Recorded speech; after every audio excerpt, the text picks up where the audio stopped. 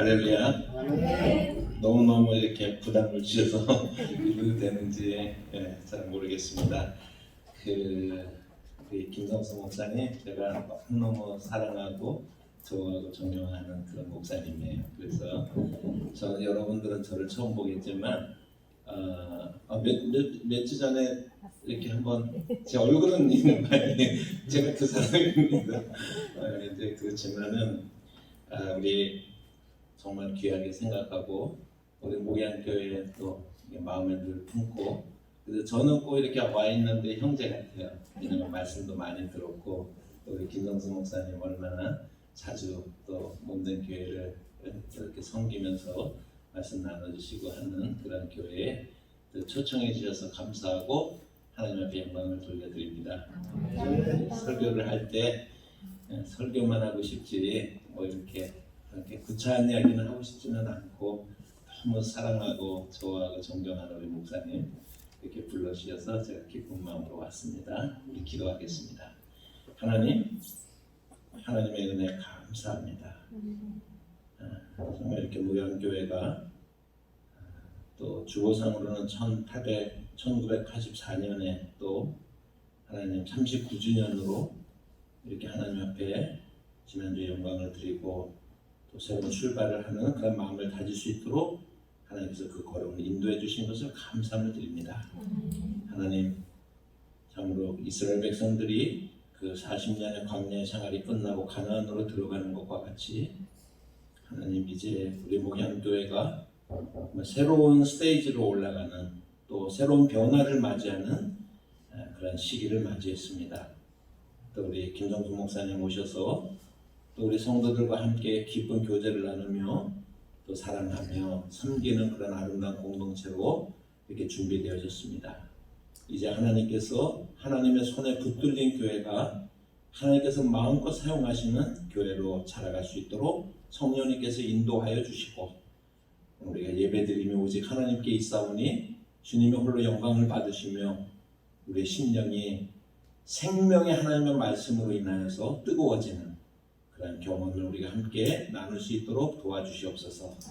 감사드리고 예수님의 이름으로 기도합니다. 아멘. 오늘 하나님의 말씀을 성경 봉독도 안 해주는 교회는 처음이었던 것 같아요. 마태복음 우리 말씀을 우리가 보겠습니다. 마태복음 6장에 있는 말씀 우리가 함께 보겠습니다. 6장 5절부터 우리 8절까지만 말씀을 우리가 보면 저와 여러분이 합독하시겠습니다. 마태복음이니까 6장 5절부터 8절 우리 합독합니다. 또 너희는 기도할 때 외식하는 자와 같이 하지 말라. 그들은 사람에게 보이려고 회당과 큰 거리 위에 서서 기도하기를 좋아하느니라. 내가 진실로 너희에게 이르노니 그들은 자기 상을 이미 받았느니라. 너는 기도할 때 내 골방에 들어가 문을 닫고 은밀한 중에 계신 내 아버지께 기도하라. 은밀한 중에 보시는 내 아버지께서 갚으시리라. 또 기도할 때 이방인과 같이 중언권하지 말라. 그들은 말을 많이 하여야 들으실 줄 생각하느니라. 그러므로 그들을 본받지 말라. 구하기 전에 너희에게 있어야 할 것을 하나님 너희 아버지께서 하시느니라. 아멘. 요즘 교인들은 후탁 신자가 많아진다고 그래요. 후탁 신자가 뭔지 아십니까? 일주일 동안 성경을 한 번도 펼쳐보지 않고 그냥 그렇게 이제 지나가는 거예요. 일주일에 얼마나 바쁜지 몰라요. 그래서 주일날 예배 올려오다 보니까는 성경이 어디 있는지 깜빡했어요. 지난 주일날 교회 갔다 와서 내가 뒀는데, 그래서 근데 성경을 막 찾는 거예요. 이렇게 찾다 보니까 너는 구석에 이렇게 처박혀 있는 거예요, 성경이. 그래서 성경을 딱 꺼내 보니까 또 먼지가 묻어 있네. 그래가지고 이게 이제 후탁 신자라고 그렇게 얘기합니다. 그래서 이 참 우리 한국교회 자랑이 기도 열심히 하고 성경 열심히 읽는 교회였었는데, 이제 제가 이렇게 좀 다니면서 이렇게 또 목회를 하면서 보니까 우리 요즘은 성도님들이 이렇게 후탁 신자가 점점 이렇게 늘어가고 있는 것 같아서 걱정이에요.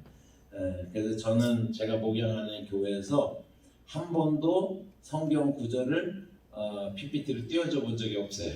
예, 처음에 시작할 때는 PPT라는 게 없어갖고 띄워줄 수가 없었고 나중에 이제 PPT가 이제 나와서 아주 유용하지만 왜냐하면 제 마음속에 걱정이 제가 의심이 많은 그런 목회를요 한 40년쯤 이렇게 하면은요 의심이 많아져요. 성도들이 기도한다는 말이 의심이 돼요. 성도들이 뭐 이렇게 성경을 본다는 말이 의심이 돼요. 제가 그래서 저는 이제 의심하는 게 안전한 것 같아요. 너무 믿고 있다가 나중에 보면 그게 아닌 경우를 너무 많이 경험하기 때문에 그냥 기본적으로 그 점에 있어서는 의심하면서 갑니다. 사랑은 하지만 의심도 해요. 제가 그러면서 우리 목양교회도 제가 와가지고 덕담으로 여러분들은 안 그러시겠지만 나는 말을 못하겠어요. 제가요. 이제 하도 많이 이제 그런 것들을 이제 경험을 하다 보니까 그래서 이제 오늘 성경을 여러분들이 직접 찾아서 왜냐하면 어쩌면 이 시간에 성경 펼치는 게 일주일에 유일하게 성경 펼치는 시간일 수도 있어요. 제가 그렇게 믿는 게 안전한 것 같아요. 그래서 이제 여러분들이 이 시간에는 제가 이제 성경을 펴자 그러면 여러분들 성경을 다 펴시면 돼요. 여러분들이 신앙생활 할 때요 정말로 조심할 게 뭐냐면 덮어놓고 믿으면 안 돼요. 신앙생활 덮어놓고 하는 사람들이 너무 많아요. 성경은 덮어놓고 믿으라는 게 아니라 펼쳐서 읽으라고 있는 게 펼쳐서 읽으라고 덮어놓고 믿기 때문에 아무나 와서 얘기를 해도 아멘 하다가 보면 홀라당 이렇게 그루밍 되고 이렇게 이제 그런 경우 얼마나 많이 있습니까?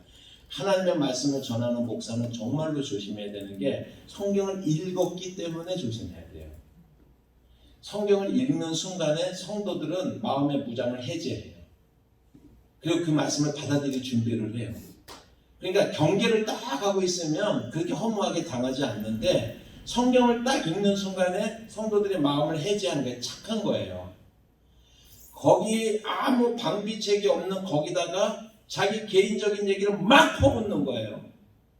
그리고 막 엉뚱한 소리를 막 하는 거예요. 그리고 거기에 자기의 아젠다와 자기의 이익과 이런 것들을 막 집어넣는 거예요. 근데 성도들이 일단 빗장을 열었기 때문에 그게 하나님의 말씀인지 그 목사의 개인적인 어떤 그냥 떠드는 소리인지를 구분하지는 못하게 되는 거예요.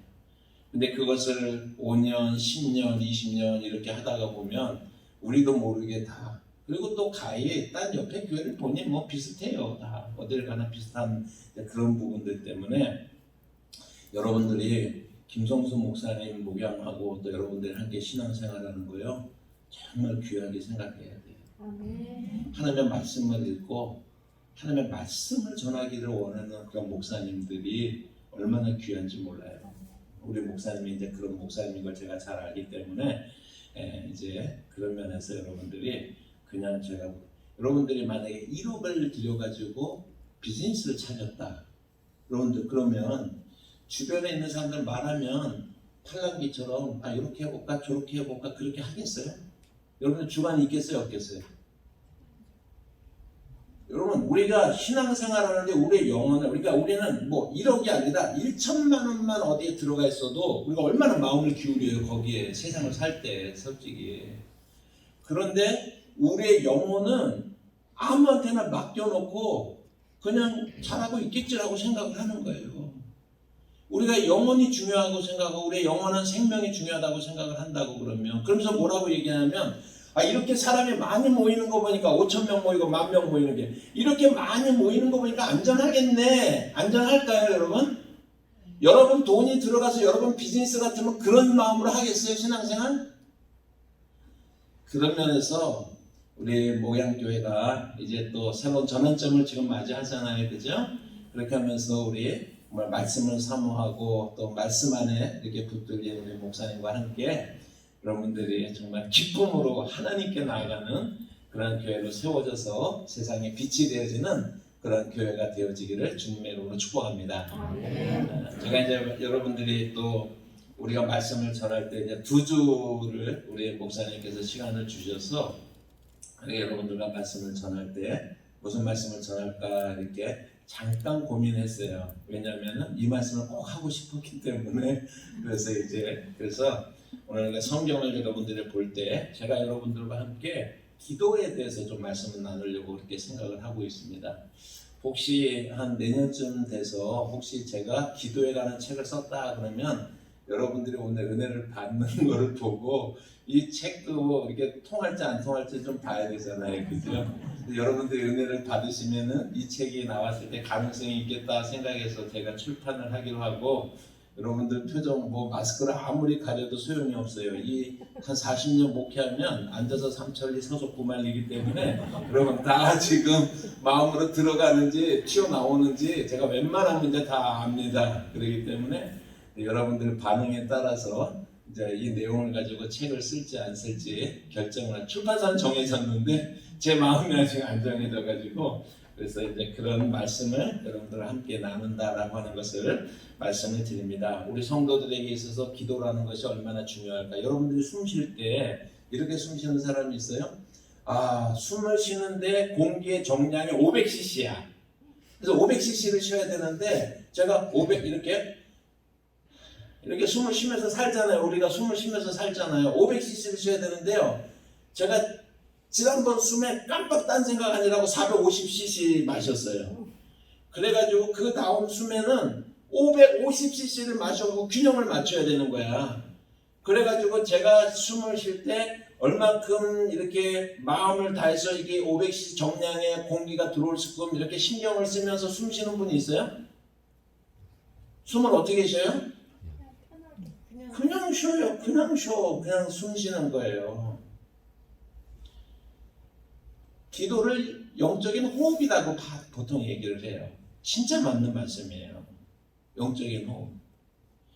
그런데 우리는요, 기도하려면요, 뭐가 복잡해요, 이렇게. 결론은 뭐냐면, 기도를 안 해, 그래서. 기도 준비하느라고 시간이 나가. 500cc 마셨는지, 400cc 마셨는지, 내가 600cc 마셨는지, 이런 기도 응답이 뭔지, 어떻게 해야지 기도 응답을 받는지, 그러면서 기도를 안 해요. 그래서 제가 우리 목양교회 성도님들과 함께 이제 기도에 대해서, 기도를 좀 쉽고 편안하고 그러나 정말로 중요한 요소들이 뭐가 있는지 하는 것을 제가 이제 2시간 동안에 여러분들과 함께 나누기를 원합니다.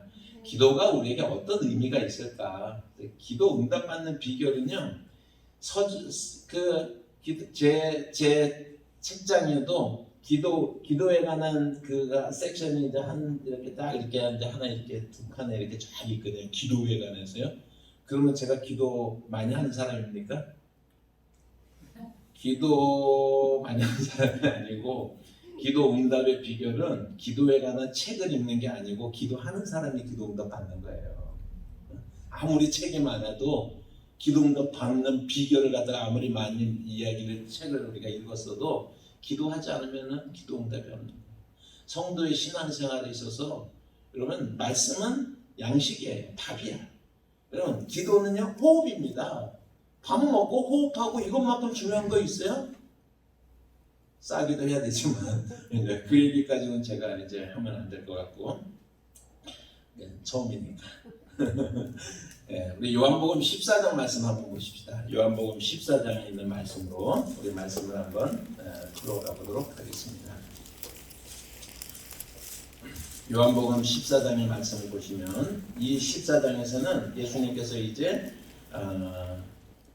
십자가를 지시고 죽으실 때가 가까웠을 때, 그러니까 이제 마태복음으로 치면은요, 예수님이 십자가에 못 박히시기 전 한 일주일 전 어간의 그러한 이야기가 지금 이제 전개가 되고 있습니다. 그래서 요한복음 14장의 말씀을 보시면, 그러니까 예수님께서 이렇게 이미 말씀하죠. 13장 1절 말씀부터 우리 한번 볼까요? 13장 1절 말씀을 보시면, 6월절에 예수께서 자기가 세상을 떠나 아버지께로 돌아갔을 때가 이른 줄 아시고 세상에 있는 자기 사람들을 사랑하시되 끝까지 사랑하시느니라. 그래서 제자들과 또 예수님을 따르는 사람들은 꿈도 꾸지 못했지만, 예수님은 당신이 이제 아버지께로 가야 되는데 그 과정은 십자가를 지러 가야 되는 그 과정에 지금 있습니다. 그러니까는 그 제자들과 그 예수님을 따르는 그런 그 하나님 나라의 그 백성들을 생각할 때 너무나 사랑스럽고 애틋한 마음이 있는 거예요. 또 걱정스러운 마음도 있는 거예요. 이제 그런 가운데서 말씀을 나누는 게 13장부터 이렇게 쭉 이제 전개가 되고 있지 않습니까? 근데 이 13장에 있는 말씀 보고 이제 14장의 말씀을 보면 1절의 말씀이 이렇게 말씀합니다. 너희는 마음에 근심하지 말라. 하나님을 믿으니 또 나를 믿으라. 염려하지 마. 근심하지 마. 내가 떠나가더라도. 이렇게 이야기를 하고 있는 것입니다. 그러면서 우리에게 근심하지 마 그러는데, 그러면 우리의 지금까지 삶의 그 제자들 입장에서는 자기들의 삶의 모든 것이 어떤 그분이 떠나가는데 근심하지 마 그런다고 근심이 안 됩니까? 여전히 근심이 될 수밖에 없잖아요. 지금 그런 상황이.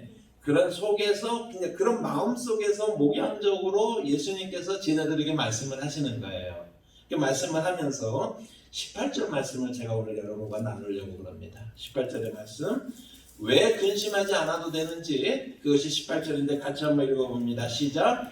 내가 너희를 고아와 같이 버려두지 아니하고 너희에게로 오리라. 나는 떠나지만 내가 너희들에게 다시 올 거야. 그래서 우리가 예수 그리스도의 재림을 우리가 믿는 사람들입니다. 주님의 재림을 기다리면서 이 땅에서 살아가는 사람들인데, 예수님 말씀하시기를 뭐라고 말씀하시냐면 나는 떠나가지만 염려하지 마, 근심하지 마. 왜냐하면 내가 너희를 고아처럼 버려두지 않을 거야 라고 이렇게 말합니다. 고아처럼 버려두지 않을 거야. 무엇을 보고 고아가 아니라고 할까요? 무엇을 보고 고아가 아닌 것을 알게 될까요? 두 가지를 약속을 하고 있는 것입니다. 첫 번째로 제가 16절 말씀을 한번 보십시다. 우리가 고아가 아닌 이유, 오늘 저와 여러분들이 고아가 아닌 이유, 그 두 가지를 말씀을 나누면 16절 말씀 같이 한번 읽어봅니다. 내가 아버지께 구하겠으니 그가 또 다른 보혜사를 너에게 주사 영원토록 너희와 함께 있게 하리니 라고 말씀합니다. 그러니까 하나는 뭐냐면 내가 떠나더라도 성령님을 보내주실 것이다 라고 합니다. 성령이 우리와 함께 하실 것이기 때문에 너희들은 고아가 아니야. 그래서 그 성령이 무슨 일을 하시냐면 14장에 26절의 말씀을 보니까 보혜사 곧 아버지께서 내 이름으로 보내실 성령 그가 너희에게 모든 것을 뭐예요? 가르치고 내가 너희에게 말한 모든 것을 생각나게 할 것이다. 여러분들의 삶의 고비 가운데 어려움이 있고 갈림길 속에서 어떤 것을 찾아야 될지 우리가 헤맬 때마다 성령님께서 우리 가운데 계셔서 예수님의 말씀을 생각나게 하시고 그분의 가르침을 생각나게 하시고 그분의 길을 따라갈 수 있도록 하는 그 지혜와 그 알려주심이 누구의 사역이라고요? 성령님께서. 그래서 예수님은 떠나가셨지만 성령님이 우리와 함께 하시기 때문에 우리가 고아가 아니라고 하는 거예요.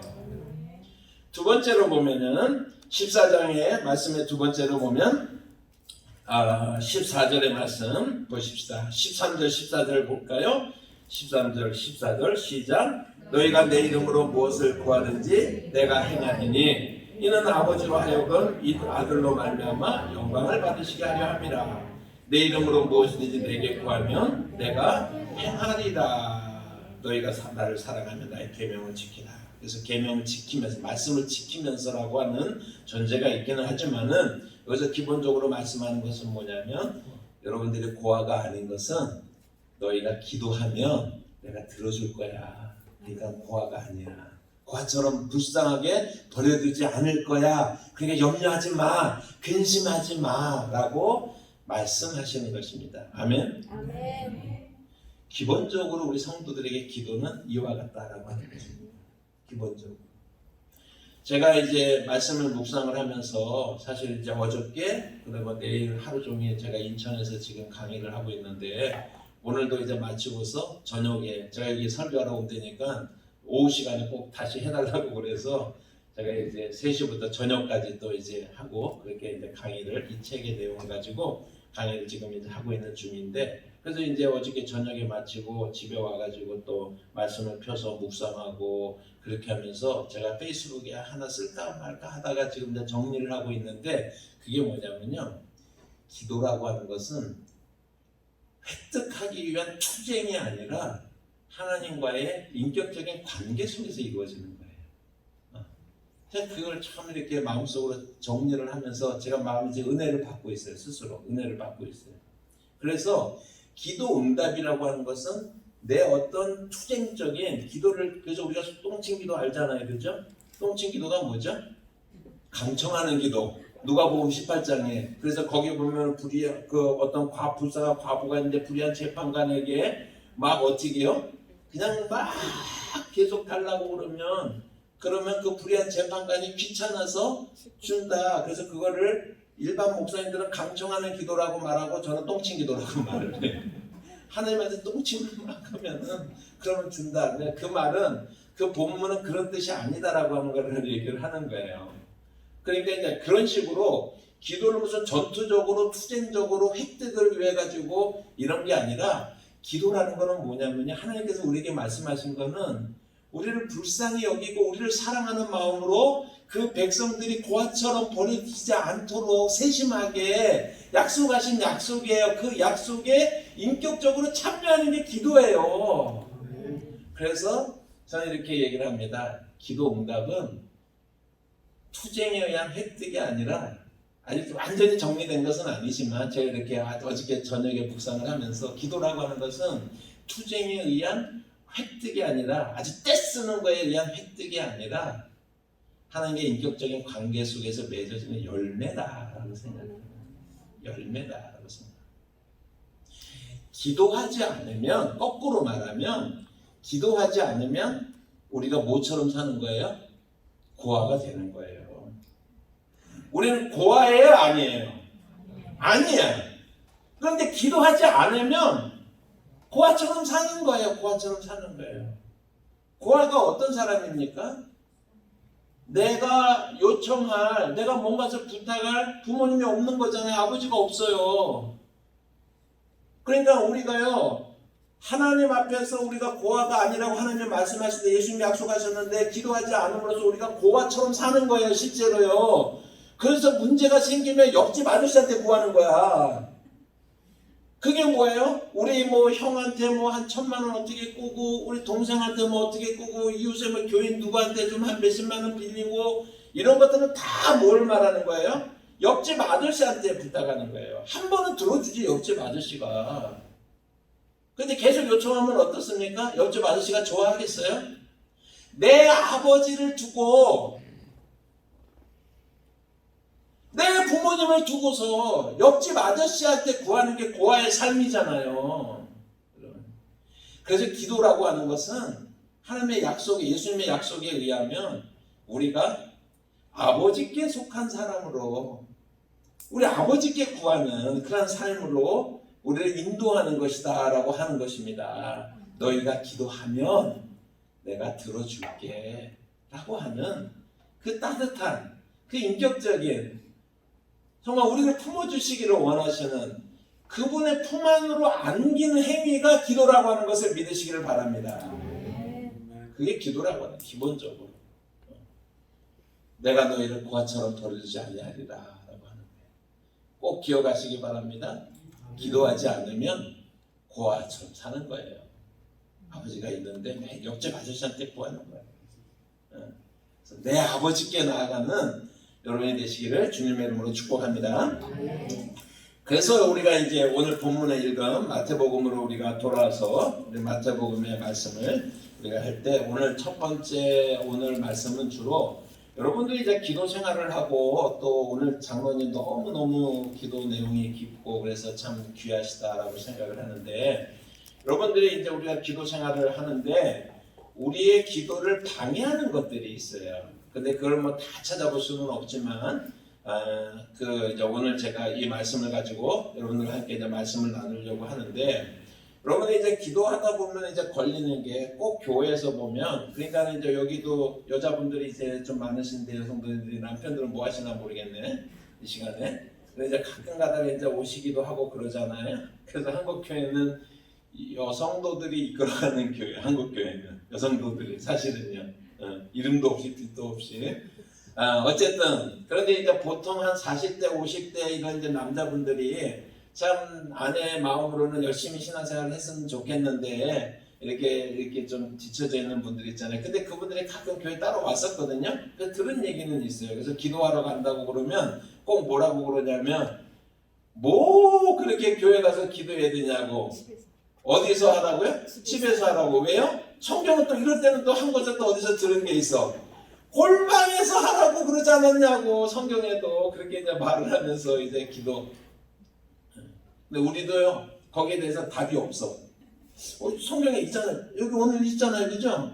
내가 기도할 때 내 골방에 들어가 문을 닫고 은밀한 중에 계신 내 아버지께 기도하라라고 성경에 써 있잖아요. 이게 참 미치게 하는 거예요, 사실. 그보다 더 중요한 게 있어요. 그게 뭐냐면 기도 좀 하다 보면은 여러분 기도하다 보면은 기도를 반복해서 하게 돼요. 그냥 한 번만 했으니까 주님 기억하실 줄 압니다. 그러고 안 하게 돼요. 반복하게 되잖아요, 그죠? 저는 목사인데 전문가 아니니까 저는 반복해서 기도할 때 한 번만 기도할까요? 반복해서 기도하는 거예요. 반복해서 기도하다 보면은 목사인 제가 걸려요. 우선 걸려. 왜냐하면 그 성경에 뭐라고 했어요? 기도할 때 중언부언하지 말라고 그랬는데 이 한 기도 또 하고 또 하고 그러니까 저 자신도 어떻게 걸려요? 아니 중언부언하지 말라고 그랬는데 제 자신도 해답이 없는데 성도들에게 그렇게 하지 말라고 할 수가 없잖아요. 여러분 그 문제를 해결을 해야 돼요. 그래야지 기도가 방해받지 않게 되는 거예요. 그래서 오늘 여러분들이 해묵은 수십 년 묵은 그런 어떤 이제 의문일 수도 있는데 왜냐하면 저에게는 의문이었거든요. 그것에 대해서 우리가 어떻게 해답을 가지고 우리가 기도 생활로 나아갈까라고 하는데 그 말씀을 좀 가미를 하고 좀 풀어서 여러분들에게 말씀을 드리려고 생각을 합니다. 첫 번째로 이 말씀을 보시면 이것은 이제 주기도문 앞에 이제 말씀하고 있는 것이거든요.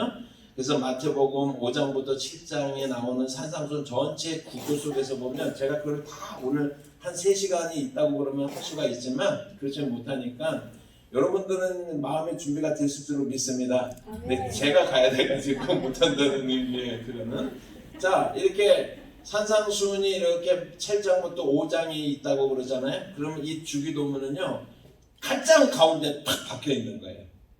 그러니까 양파로 치면은 양파 껍질을 벗기면 또 한 겹이 나오죠. 또 벗기고 또 벗기면 가운데가 나오죠. 그 가운데와 같은 것이 주기도문이에요. 그러니까 거꾸로 얘기하면 주기도문이 있고 주기도문 바로 바깥 레이어로 바로 바깥에 이렇게 이거 하는 또 한 겹이 있을 거 아니에요, 그죠? 그게 오늘 본문 말씀이에요. 이게 그러니까 굉장히 중요한 말씀이다라고 하는 것을 얘기를 하는 거예요. 그래서 예수님이 주기도문을 가르쳐 주기 전에 잘못된 기도의 예를 들은 거예요. 지금요. 이 본문의 말씀은. 그러니까 성경을 읽을 때는 문맥의 흐름 속에서 그게 무슨 뜻인가를 알아야지 그냥 한 구절이 있다고 그거를 딱 떼낼 거면요. 성경은요. 본문에서 떨어지는 순간에 아무데나 날아가는 게 성경이에요. 그래서 여러분들이 약장사 같은 목사들한테 당하는 거예요. 성경을 본문에서 떼내면 안 되고 성경은 본문 안에 두고 읽어야 되는 거예요. 앞뒤 문장으로 읽어야 되는 거예요. 그랬을 때 이 말씀이 과연 어떤 말씀인가 그랬을 때 여러분들이 골방기도에 대해서 제가 먼저 예를 들면 골방기도는 6절에 있지만 이거는 5절과 6절이 짝입니다. 짝. 그 다음에 중언부언 기도는 7절의 말씀에 있지만 그 중언부언은 7절과 8절이 짝이다라고 하는 것을 먼저 말씀을 드려요. 그러니까 이 성경의 구절을 떼내가지고 아무 때나 적용을 하면 안 되는 거예요. 그러니까 저의 자신이 정말 순수한 마음으로 기도하려고 그러는데 골방에서 하라고 그러는데 꼭 금요 철야에 나와야 되느냐 무슨 뭐 기도에 나와야 되느냐 거기서 꼭 막 통성을 하면서 기도해야 되느냐 이런 고민이 있을 때 이 구절을 쓰면 안 된다라고 하는 것을 말씀을 드리는 거예요. 그러니까 아무렇게나 적용하면 안 된다라고 하는 것을 말씀을 드리는 거예요. 5절과 6절을 다시 한번 읽어보고 제가 말씀을 드릴게요. 일단 5절과 6절 또 너희는 기도할 때 외식하는 자와 같이 하지 말라. 그들은 사람에게 보이려고 회당과 큰 거리 어귀에 서서 기도하기를 좋아하느니라. 내가 진실로 너에게 이르노니 그들은 자기의 상을 이미 받았느니라. 너는 기도할 때 내 골방에 들어가 문을 닫고 은밀한 중에 계신 내 아버지께 기도하라. 은밀한 중에 보시는 내 아버지께서 갚으시리라. 이 문장이 딱 보면은요 이런 얘기가 되는 것입니다. 외식하면서 기도하느니 골방에 가서 하라는 거예요. 외식하면서 기도하느니 골방에 가서 하라는 거 아시겠어요? 문맥의 흐름이 그런 거예요. 그러면 그 얘기를 다시 말하면 내가 외식하는 마음이 아니면 골방인 기도를 나한테 적용시키면 된다 안 된다? 그것 때문에 내 기도줄이 막히면 된다 안 된다? 아니다라고 하는 거예요. 그래서 그냥 좀 넓게 얘기하면 5절과 6절의 말씀은 주기도문을 가르쳐주기 전에 우리가 하고 있는 잘못된 기도에 대해서 말씀을 하고 있는데, 그 5절과 6절의 말씀은 뭐냐면 유대인들이 기도를 잘못하고 있어요. 유대인들이. 그래서 잘못된 유대인들의 기도에 대해서 그렇게 기도하느니 골방에 가서 하라는 건데, 그럼 유대인들이 어떻게 기도하냐면 외식하는 기도라고 성경에 오늘 있잖아요. 그죠? 근데 그 외식의 기도라는 게 어떤 거냐면 유대인들의 기도 폼이, 우리는 기도할 때 가장 겸손하고 하나님 앞에 드려지는 기도의 자세가 어떤 자세예요? 무릎을 꿇고, 관절이 아픈 분은 무릎 꿇지 않아도 돼요. 무릎 수술하고 막 억지로 꿇으려고 그러지 마세요. 그러니까 무릎을 꿇지만 무릎을 꿇고 손을 모으고 간절하게 이렇게 기도하는 이 자세가 있잖아요. 그죠? 이게 기도의 기본 자세라고 할까요?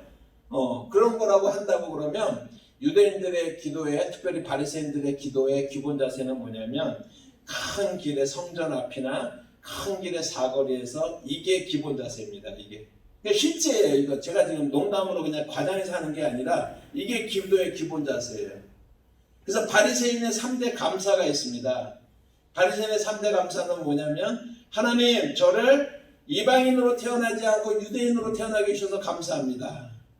하나님 저를 죄인으로 태어나지 않고 의인으로 태어나게 해주셔서 감사합니다. 하나님 저를 여자로 태어나지 않고 남자로 태어나게 해주셔서 감사합니다. 이게 유대인 바리새인들의 3대 공적인 감사 기도예요. 큰 거리나 이런 데서 이러고 기도하는 거예요. 그들이요. 예수님이 그 모습을 모든 유대인들이 알고 있는 이 기도의 모습을 상상하면서 예수님께서 말씀하시는 것이, 그렇게 누군가에게 내가 이렇게 기도하는 사람이라고 보이기 위한 외식하는 기도를 하느니 차라리 너희가 골방에서 들어가서 기도해라. 하나님은 은밀한 가운데서도 들으시는 하나님이시다 라고 하는 게 이 말씀의 본래적인 뜻이다 라고 하는 것입니다. 아시겠어요?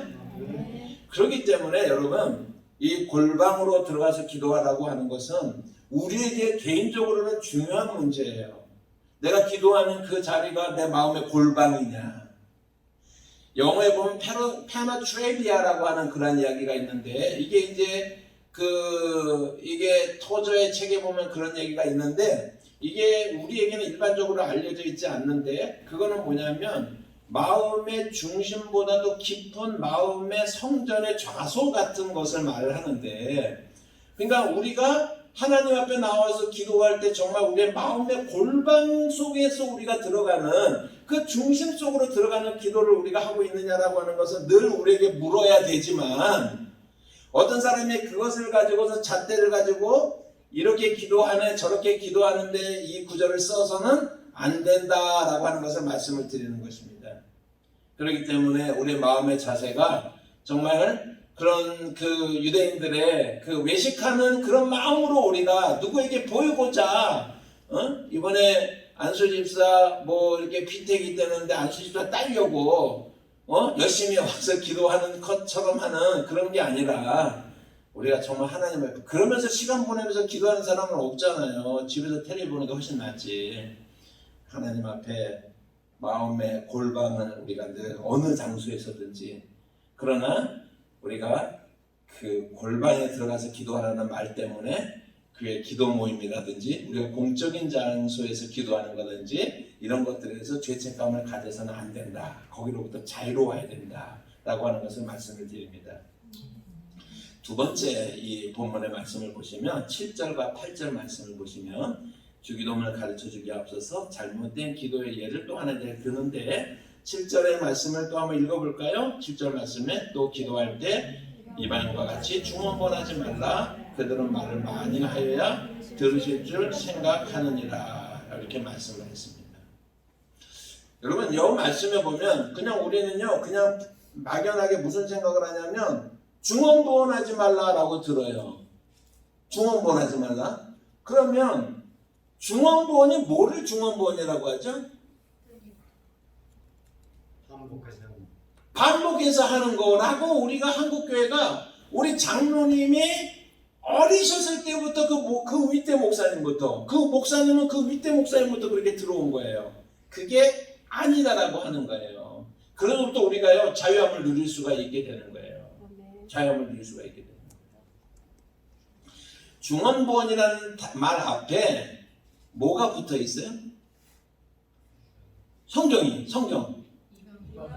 이방인과 같이라고 얘기를 했죠, 그죠?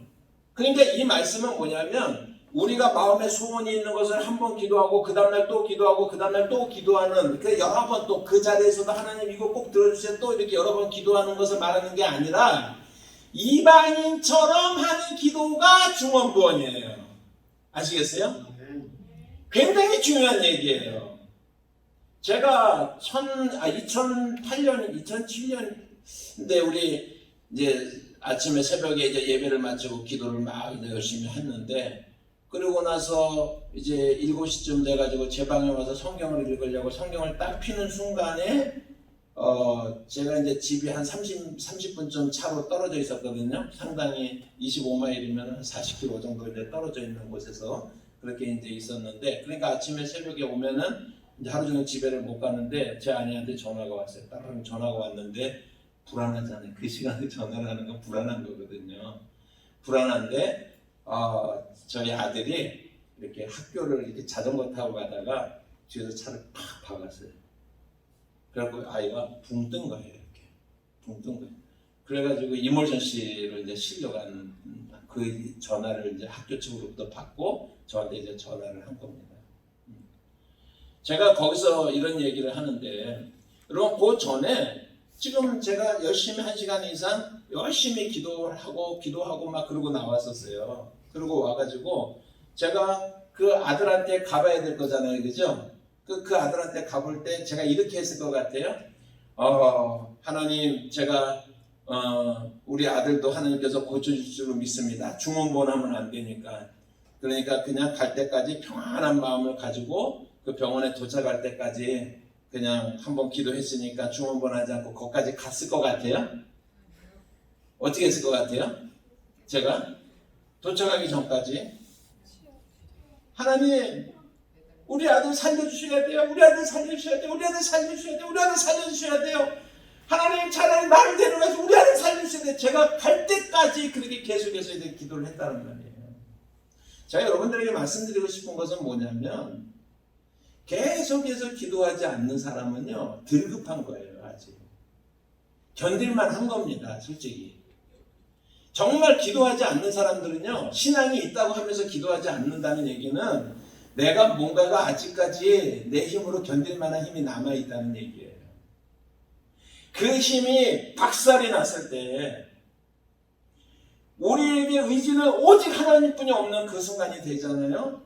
그럼 하나님 앞에 우리가 간절히 한 번이 아니라 100번, 1000번, 10,000번 우리가 하나님 앞에 구하게 돼 있어요, 여러분. 그리고 그것은 중언부언이라고 말하면 안 된다라고 하는 것을 말씀을 드리는 거예요.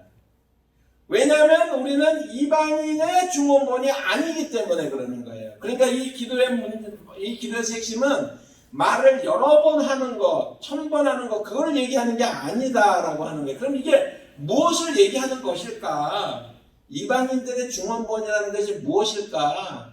성경에 다 답이 있어요. 열왕기상 18장 말씀 한번 보십시다. 열왕기상 18장 말씀. 우리가 너무나 잘 아는 이야기인데, 바알과 아세라의 800명의 그러한 그 우상을 섬기는 그런 선지자들과 그 엘리야가 850대 1의 영적인 대결을 벌이는 그런 장면 아닙니까? 그 장면이죠, 그죠? 그 장면입니다. 그 장면에 여러분들이 보시면 그 23절의 말씀, 이렇게 말씀 보십시다. 23절, 24절 볼까요? 그런즉 우리 547쪽에 성경 다 찾으셨죠? 찾은 척 하지 말면 하면 안 돼요. 찾으셔야 돼. 제가 어느 교회 집회를 갔는데 장로님쯤 되고 이제 좀 이렇게 원수원수면 앞에 앉으셔갖고 이렇게 딱 하니까 보이잖아요, 그죠? 그래서 제가 어려운데 찾자고 안 그랬어요. 시편 89편을 찾자고 그랬는데 이렇게 막 다른 분들이 막 찾으시는데 이제 처음에 촥 할 때는 이렇게 할 때는 같이 찾으니까 괜찮은데 내가 너무 늦게 찾잖아. 근데 딴 분은 벌써 찾아서 철을 하는 게 다 끝나거든요. 그러니까 이분이 찾은 척 하는 거예요. 근데 제가 목회 몇 년이라고요? 40년. 아니 시편 89편 찾자는데 이렇게 놔뒀어요. 성경을. 시편이 어디 있어요? 모를 것 같아요 여러분? 다 안 되니까 웬만하면 다 알아. 웬만하면 다 알아. 그래서 제가 천천히 찾아도 되는데 찾은 척 하지 말고 펼쳐서 그 말씀이 정말 거기에 있는지 보자. 요즘은 재미가 없어요. 젊은 사람들이 핸드폰 갖고 다 하니까 찾았는지 네이버를 보는 건지 알 수가 있나. 그저 믿거니 그러면서 이제 갈 수밖에 없는데 성경 이제 갖고 오신 분들은 웬만하면 다 압니다.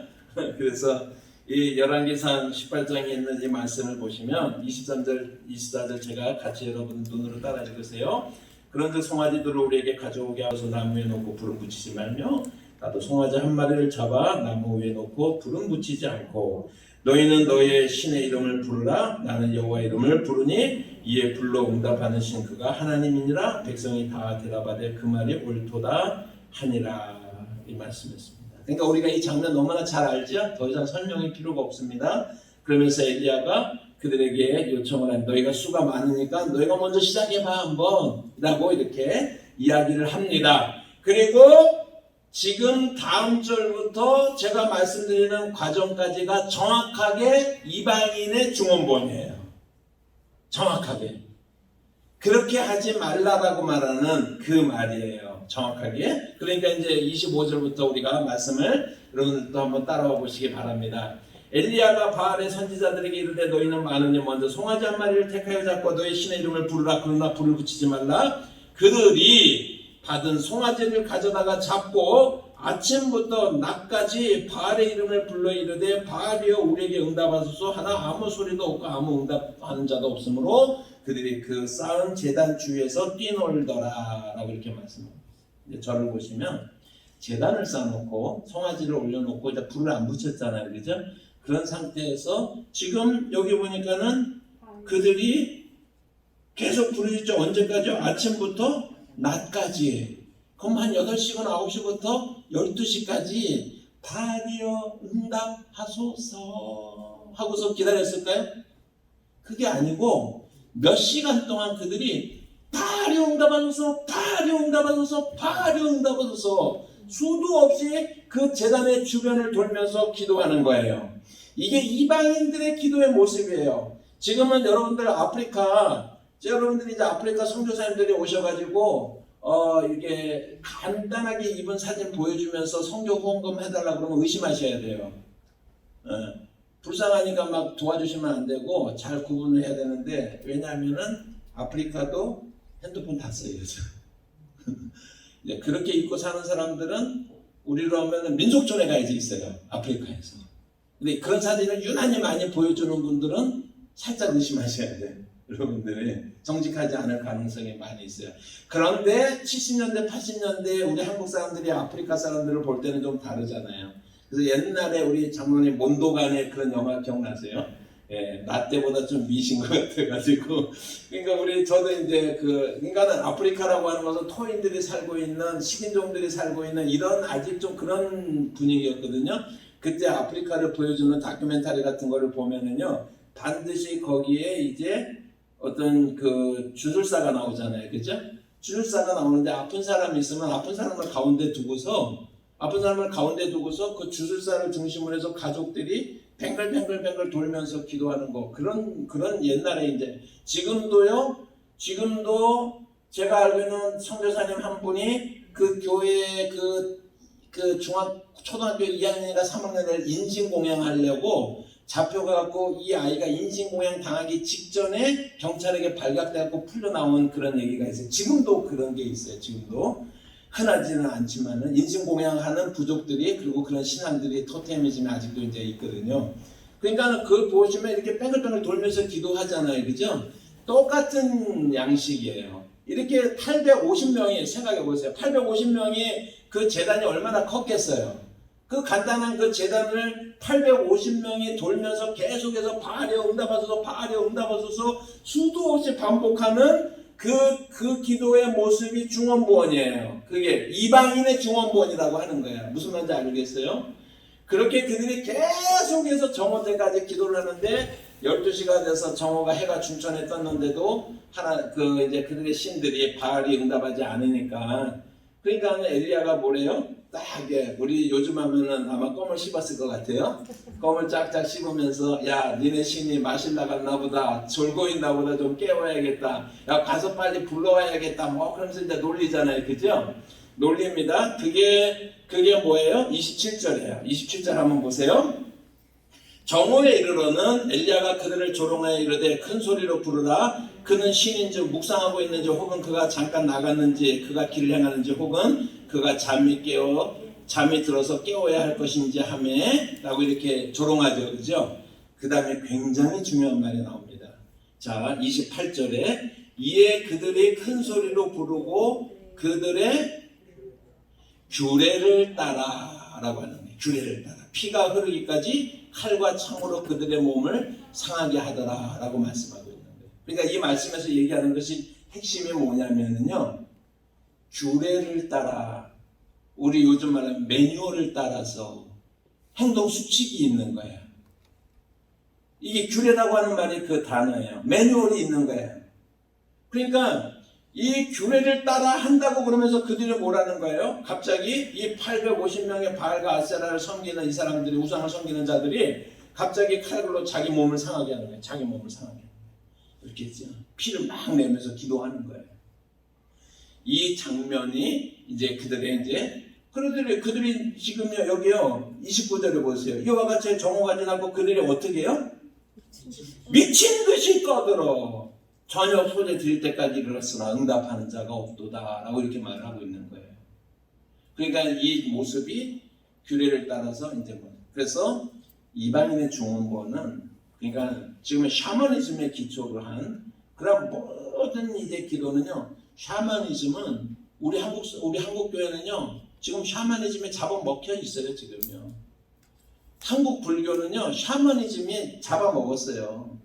한국 유교는요 샤머니즘이 잡아먹었어요. 샤머니즘 짱이에요 지금요. 한국 교회요 샤머니즘 짱이에요 지금요. 제가 이 책을 쓰는데 그 카페에서 하루 종일 이렇게 책을 쓰고 있는데, 우연히 옆에 테이블에 이제 그 카페니까, 교회 안에 카페인데 좀 등산로에 있고 아주 아름다운 카페라서 사람들이 많이 오거든요. 근데 그 옆에서 카페에 있는데요, 가만히 보니까 한 사람은 또 우연히 초등학교 동창되는 60대 한 초반 정도 돼 보이는 그룹인 것 같은데, 이분들이 이제 한 분은 교회 권사님이고 한 분은 이제 그 천주교의 자매인 것 같아요. 한 사람은 절의 보살인 것 같고, 뭐 무교도 있는 것 같고, 이렇게 하면서 서로 이제 이런 얘기를 하다가, 이 사람들이 뭐 한 5분 지나니까는요, 그러니까 뭐 니네 절에서 뭐 니네 뭐 성당에서 뭐 이런 뭐 너는 뭐 이래서 서로 흉보면서 이렇게 하더니 한 5분 딱 지나니까는요, 권사건 교회 자매건 저기에 무슨 천주교 자매건 절에 있는 보살이건 뭐 무교건 할 것 없이요, 이번에 아파트 당첨, 이번에 그 청약에 넣었는데 떨어졌다니, 이번에 뭐 우리 아들이 어디 이렇게 취직을 했는데 이렇게 좋은데 취직했다느니, 뭐 요번에 우리 며느리가 뭐 어떻게 했는데 어떻게 했다느니.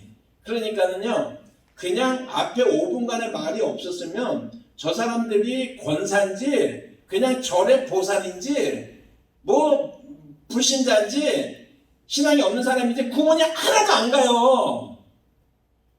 완전히 그냥 세상적인, 그냥 완전히 그런 얘기 하나도 구분. 그래서 제가 어떻게 밖에서 그런 모습들을 보는데 교회 안에서 우리 교인들은 밖에서 안 그럴 거라고 어떻게 생각하겠어요? 제가 의심할 수밖에 없지. 의심이 간다니까요. 우리의 삶을 진짜로 지배하고 주관하는 의식이 뭐냐? 아파트 2채 사는 게 우리 기도의 목표. 아파트 2채. 더 키우고 내 자신한테 물려주고.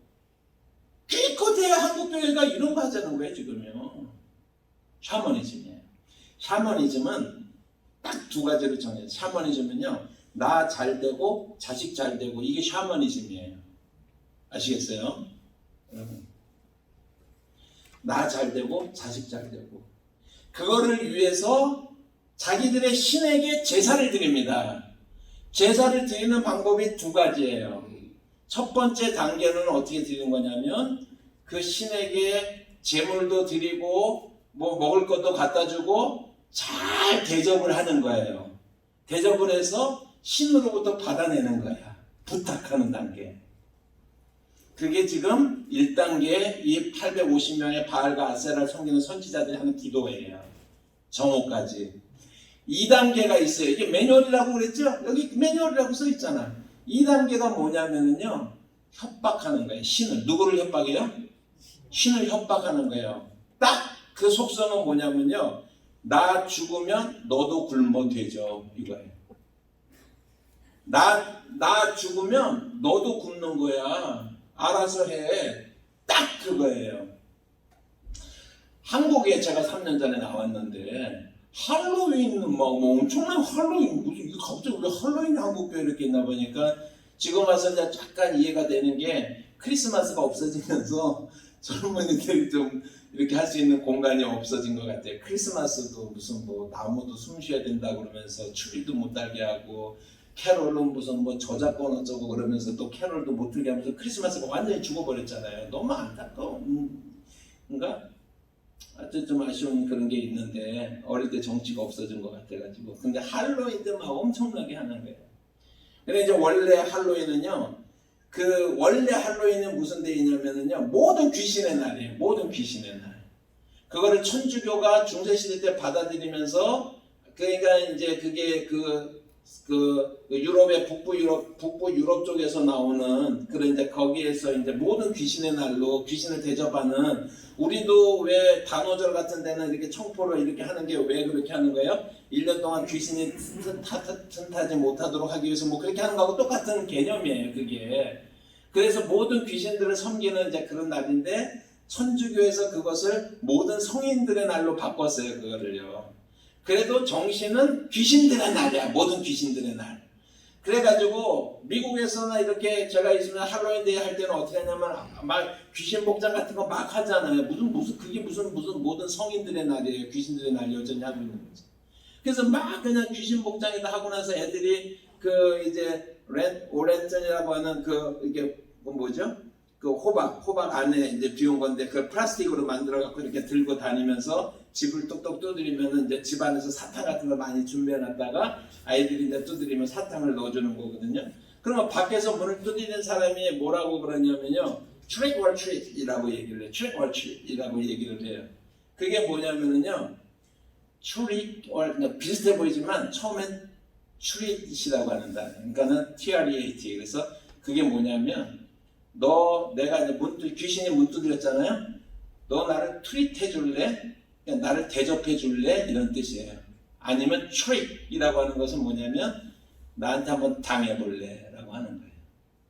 무슨 말인지 알겠어요? 그냥 트릭이라고 하는 게 그런 뜻이야. 그러면은 사탕을 주면서 내가 당신 귀신한테 당하기 싫다. 대접을 해줄 테니까 잘 떠나가라고 하는 게 할로윈이에요. 이게 할로윈. 제가 말씀드리는 건 할로윈을 하자 말자 하는 거를 얘기하려고 그러는 게 아니라 그 샤머니즘의 근본적인 그 기도의 매뉴얼 두 가지가 여전히 현대 속에서도 살아있다는 얘기를 하는 거예요. 제가 그 얘기가. 그러니까 이거는 엘리야 때만이 아니고 지금도 샤머니즘의 기본적인 기도의 형태라고 하는 거예요. 그래서 신들에게 대접하고 그 다음 스테이지로는 신들을 협박하고 그래서 그것을 끄집어내는 거예요. 자기가 원하는 것을 끄집어내는 게 그게 이방인들의 중언본이라고 하는 거예요. 말 많이 하잖아요. 그 사이에. 공을 다 들이잖아요. 그죠? 공을 다 들이잖아요. 저는 한국에서 이제 없어진 줄 알았더니 지금도 수능 시험 보고 앞서면 교회들이 100일기도 한다면서요?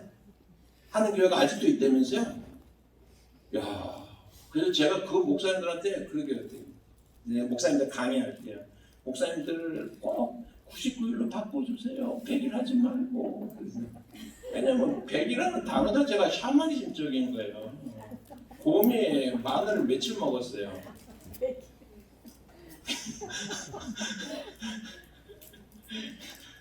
짓궂죠 제가. 그 99일 좀 바꿔주라고. 99일을 좀 바꿔서 하라고. 우리는 100일에 대한, 아직도 우리 한국 사람들, 내가 크리스찬이지만 100일에 대한 그게 있는 거예요. 아직도 있는 거야. 우리 마음속에 있는 거야. 샤머니즘이에요 그게. 그러니까 이 말씀을 우리가 비춰보면 이방인의 중원본이라는 것이 어떤가 하는 것을 알겠죠. 그죠? 그러면은 이것이 초점이 이 매뉴얼적인 이러한 샤머니즘적인 기도를 말하는 거겠어요? 기도를 여러 번 하는 걸 말하겠어요? 기도를 여러 번 하는 것은 우리에게 너무나 당연한, 너무나 당연한 그런 거예요. 다시 거꾸로 이제 그 말씀으로 들어가면, 그래서 성경에 왜 성경을 열심히 읽고 성경을 뚫어지게 봐야 되느냐? 성경을 뚫어지게 보면 뚫려요, 막 이렇게. 그 정도로 뚫어지게 봐야 되는 거예요. 그래서 성경에 버젓이 써 있었잖아.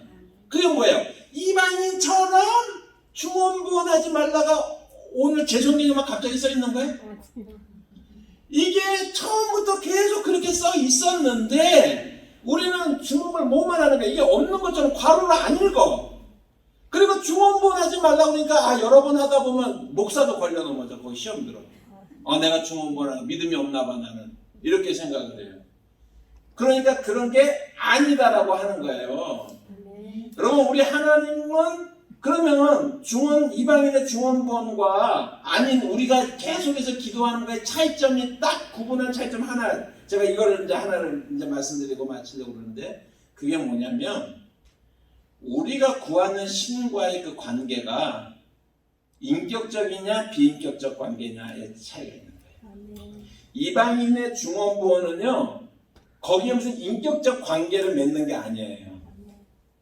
내가 대접하거나 협박을 해서 목적을 이루어내면 되는 거예요. 그냥.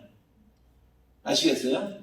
그런데 하나님과 우리의 관계는 인격적 관계 속에서 맺어져 있는 거예요. 사랑으로 맺어져 있는 관계예요. 그 아들을 우리에게 주시기까지 우리를 사랑하신 그분의 사랑 안에서, 그분의 약속 안에서 너희가 기도하면 내가 들어줄게 라고 이야기를 했을 때, 그것에 대한 신뢰를 가지고 우리가 지속적으로 반복적으로 기도하는 것은 우리의 연약함의 고백이기도 하고, 우리는 연약하지만 강하신 하나님께서 그 아들 삼으신 우리를 그냥 버려두지 않을 것이다 라고 하는 신뢰적인 인격 관계 속에서 우리가 지속적으로 탄원하는 거예요.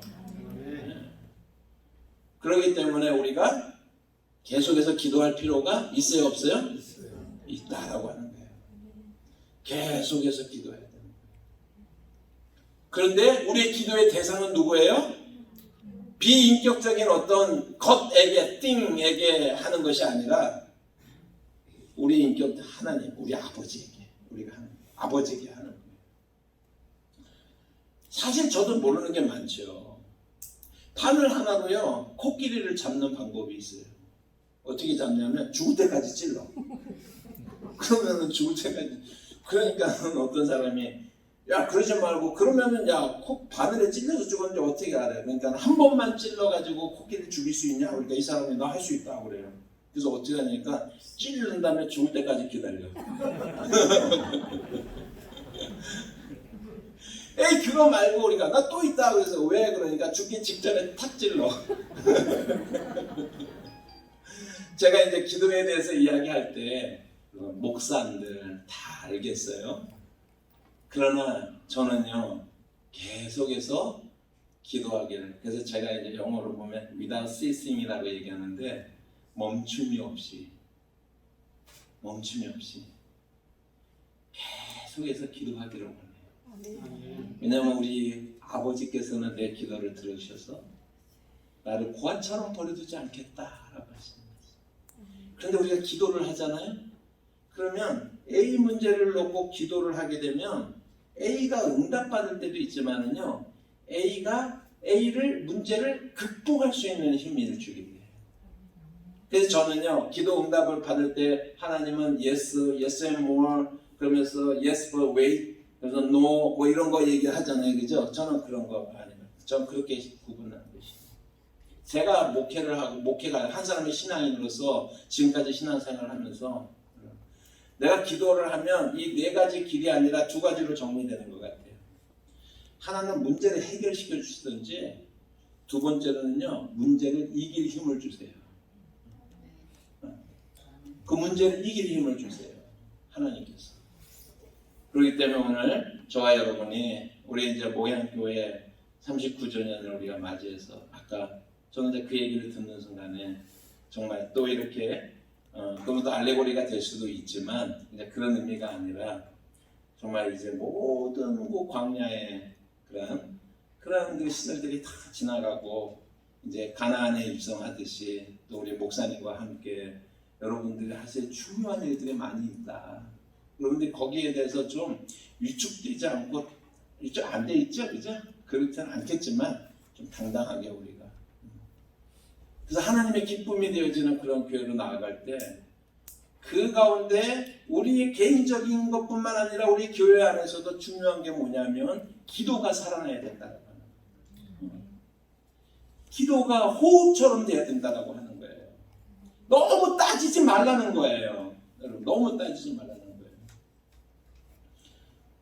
그 기도를 방해하는 것 중에 야고보서에 보면은요, 너희가 기도하되 얻지 못하면 너의 정욕을 위하여 잘못 구한 것이다 라고 하는 말씀이 또 그게 우리를 막 그냥 기도하는 기도하는. 근데 제가요 기도할 때 이렇게 보면은요, 저는 우리 교회 제가 목양을 하면서 무슨 생각을 했냐면 무슨 생각이 떠오르면요, 비전인지 야망인지 구분이 안 가요. 제가 아직까지 구분이 안 돼요. 60이 넘었는데도. 그러니까 목사인데 하나님이 주신 비전이면 어떻게 해요? 하면 되잖아요. 야망이면 어떻게 해요? 안 하면 되는데 100가지 생각이 떠오르면 100가지가 다 비전과 야망 사이에 있더라고요. 사이에. 헷갈려요. 이게 신앙생활에 실제로 들어가면 교과서하고 달라요. 그러면서 제가 무슨 생각을 했냐면 내가 하는 목회에서 제가 세 가지 원칙을 가지고 하는데 첫 번째는 제가 하는 설교, 행동, 삶, 투표 그런 모든 것들은 생명을 증진시키는지 이거를 통해서 사망을 확대시키는지를 따라서 결정을 한다. 저는 목사이기 때문에 가난하고 약하고 힘든 사람들이 조금 더 어깨를 필 수 있는 그러한 사회적 구조로 바뀌어가기를 소원해요. 그래서 저는 그렇게 투표를 해요. 그리고 물론 저는 그 불쌍한 죽어가는 영혼들이 예수 그리스도를 믿기를 원해요.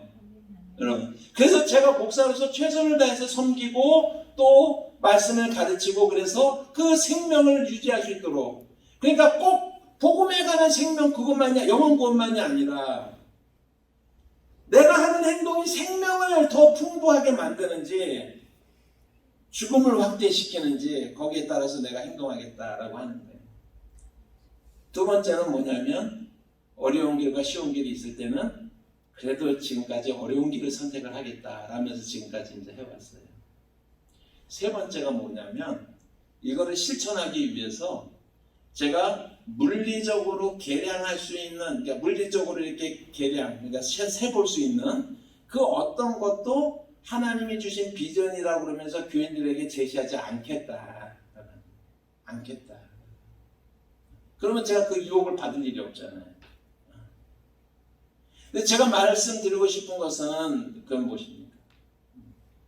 정말 우리가 우리의 정욕을 위해서 구하면은 하나님께서 안 들으신다라고 성경에 있으니까 저는 믿는데, 제가 여러분들에게 드리고 싶은 말씀은 뭐냐면 제가 해결을 어떻게 했냐면요, 정욕인지 아닌지 판단을 누가 하는 거예요? 왜 내가 하고 있어요? 나는 잘 모르겠는데 어느 날 제가 깨닫는 거예요. 이게 신앙생활 하면서 목사가 설교가 아니라 그냥 제 기도 생활 속에서 깨닫는 거예요. 여러분, 아예 정욕이면 안 하죠. 제가 목사인데. 그런데 정욕인지 아닌지 헷갈린다니까요. 그러면 가능하면 안 하다 보니까 기도를 안 해요. 근데 어느 날 깨닫는 것이 정욕인지 아닌지는 누가 판단하는 거예요? 하나님이 판단하실 건데 자기 검열을 왜 하냐고요, 여러분. 우리는 하나님의 자녀로서 우리가 모든 것을 아는 사람들이 아니잖아요. 우리는 구하는 거예요. 우리는 기도하는 거예요. 우리는 하나님과 교제의 기도도 하는 거예요. 사귐의 기도라는 책 아세요? 잘 모르시면. 제가 사귐의 기도라고 하는 게 한 20년 전에 나와갖고 아주 선풍적으로 우리 한국 교회의 아주 기도에 대해서 괜히 깊이 생각하기 좋은 책이거든요. 그래서 제가 무슨 얘기를 하냐면 사귐의 기도가 나와서 20년이 지났는데 그래서 한국 교회 기도가 깊어졌냐 기도가 없어졌냐. 기도는 구하는 게 아니라 하나님과 사귐이래. 그래서 제가 그렇게 해요. 사귀기만 하나? 여러분 하나님하고 그렇게 동급이에요? 피조물된 우리의 위치를 생각하지 않으면 돼요. 저는 그 나오는 책에 있는 내가 100% 동의해. 그렇지만 한 가지 놓치고 있는 게 우리는 하나님 앞에 피조물이에요. 우리는 전적으로 그분의 도우심에 의해서 살아가는 존재들이에요. 그런 피조물이 하나님 앞에 구하는 행위에 있어서 몇 가지 부작용들과 그것 때문에 아픔과 어려움들이 있기는 있었지만은 그럼에도 기본적인 관계는 뭐냐면 우리는 하나님 앞에 구하는 자들이에요. 사귀는 자들이 아니라. 그래서 여러분들이 정욕인지 아닌지는 누가 알아서 걸러주실 거예요? 하나님은 걸러주실 건데 왜 우리가 걸르고 있냐고 그거를. 그러다 왜 기도를 우리가 안 하고 있냐고요. 그래서 그런 의미에서 어쨌든 제가 여러분들에게 말씀드리는 것은 그거잖아요. 기도 응답 받는 비결은 기도하는 것이다. 기도하는 것이다. 여러분들 고아가 아닙니다. 고아가 아닌 이유는 기도하기 때문에 고아가 아니에요. 기도하기 때문에. 그러한 기도 생활이 새로워질 수 있는 그리고 또 수십 년 동안 해오셨지만 또 우리가 이 말씀들을 깨닫고 새로운 마음으로 기도 생활에 불을 붙일 수 있는 여러분 되시기를 주님의 이름으로 축복합니다. 기도하겠습니다. 하나님께서 우리에게 주시는 말씀을 우리의 마음에 새기며 나아갈 수 있는 저희가 되게 하옵소서. 말씀을 읽고 그 말씀의 뜻을 깨달았습니다. 그 깨달은 하나님의 말씀이 우리의 삶 속에 생명이 되게 하옵소서. 그 말씀을 실천하는 저희가 되게 하옵소서. 예수님 이름으로 기도합니다. 아멘.